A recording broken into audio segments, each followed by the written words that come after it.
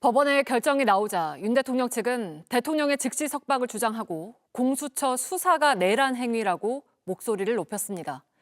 법원은 검찰이 곧바로 기소하란 결정을 내린 것인데 이를 마치 구속이 잘못됐다고 판단한 것처럼 호도하면서 여론전을 펼친 겁니다. 이자연 기자입니다. 법원의 결정이 나오자마자 입장문을 냈던 윤 대통령 측이 오늘 오후 기자회견을 자청했습니다.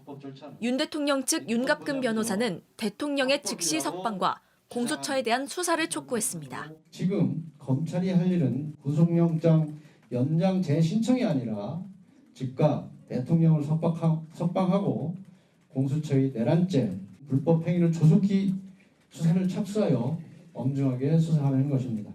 아울러 윤 대통령에 대한 체포 과정이 불법의 집합체였다며 불법성을 거듭 주장했습니다. 급기야 헌법재판소를 직격하며 탄핵 심판까지 문제 삼았습니다. 이 정도면 헌법재판소는 최고 헌법기관이 아니라 최고 난타기관이라 해도 전혀 어색하지 않습니다.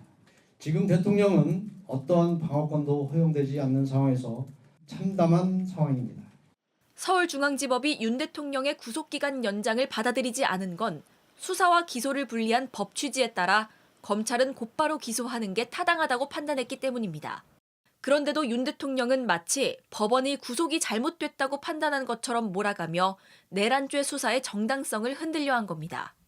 윤 대통령이 불법 구속돼 있다는 주장도 사실과 다릅니다. 앞서 법원은 체포영장과 구속영장을 연이어 발부했고 윤 대통령 측의 체포영장 이의 신청과 체포적부심을 줄줄이 기각한 바 있습니다. 윤 변호사는 대통령이 어떠한 방어권도 없다고 했지만 윤 대통령은 탄핵 심판 변론에 직접 나와 입장을 밝히고 있습니다. JTBC 이자연입니다. 사상 첫 현직 대통령에 대한 기소가 임박했습니다. 검찰은 오늘 전국 검사장 회의를 하며 마지막 논의에 들어갔는데요. 이르면 오늘 오후 기소할 가능성이 큽니다. 이렇게 되면 대통령에 대한 탄핵 심판과 내란죄 재판이 동시에 진행되는 겁니다. 윤정주 기자입니다. 검찰은 오전 10시부터 심우정 검찰총장이 주재하는 전국 검사장 회의에 들어갔습니다. 윤석열 대통령의 기소 문제를 처리하기 위해서입니다. 검찰이 계산한 윤 대통령 구속기한은 내일까지로 알려졌는데 이르면 오늘 기소할 걸로 보입니다. 기소된다면 윤 대통령은 사상 처음으로 체포 구속에 이어 재판에 넘겨진 현직 대통령이 됩니다. 법원이 구속기한 연장을 허락하지 않으면서 윤 대통령은 검찰 조사 없이 기소될 걸로 보입니다. 대면 조사는 없었지만 내란 우두머리 혐의 입증엔 문제가 없을 거란 전망입니다. 먼저 조사받은 군 사령관과 경찰 지휘부가 하나같이 내란 우두머리로 윤 대통령을 지목했기 때문입니다. 앞서 기소된 내란 2인자 김용현 전 국방장관 공소장엔 윤 대통령 이름만 141번 등장했습니다. 검찰은 사령관들 조사를 통해 윤 대통령이 계엄 당일 도끼로 문을 부수고 국회에 들어가라, 총을 쏴서라도 들어가라고 명령했다는 진술을 확보했습니다. 명령에 따라 군 관계자들이 실제 5만 발 넘는 실탄을 가져간 사실도 확인했습니다.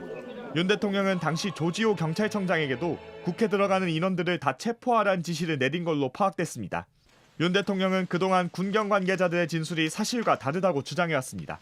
계엄 해제 결의를 위해 국회에 모인 국회의원들을 끌어내라고 지시한 적이 있으십니까? 없습니다. 재판에 넘겨지면 윤 대통령은 최장 6개월 동안 구속 상태로 재판을 받게 됩니다. JTBC 윤정주입니다.